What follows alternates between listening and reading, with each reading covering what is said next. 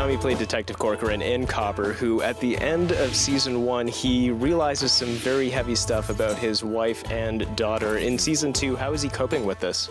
I don't think he's coping very well. He's coping as best he can. He's a workaholic through and through.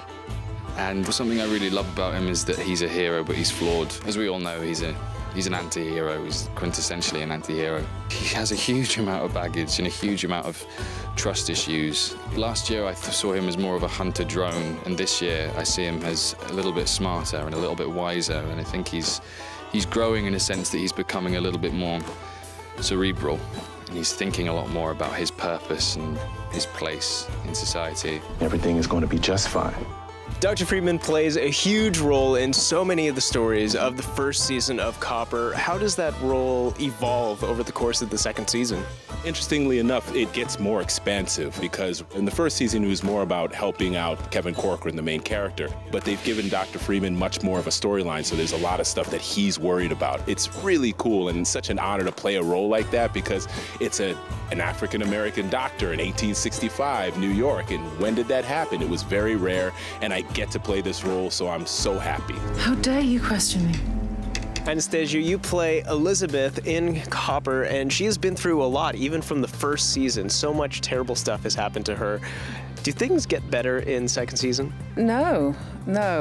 I think things get worse. They certainly sort of come to fruition. Everything sort of comes to a point of no return. I think we get to a place of vulnerability and we start really diving into why she made some of the decisions she made in season 1. And I hope that we earn her some empathy. Eavesdropping is not a charming quality in a bride. What kinds of things do you get up to as Morehouse in the second season that you didn't get to do the first season?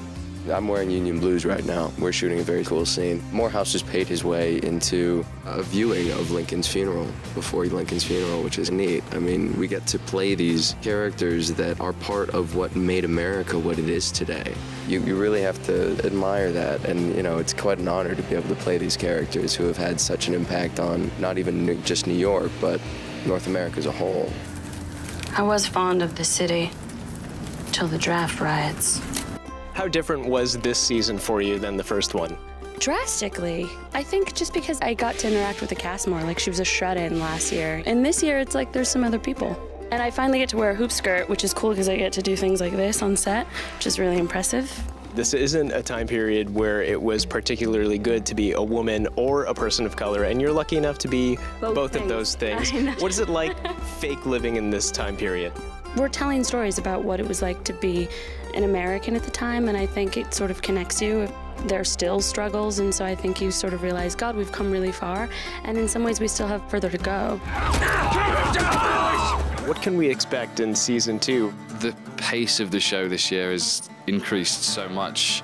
It just moves at a very, very much faster pace than last year, and that's exactly what I kind of hoped for coming into the second series.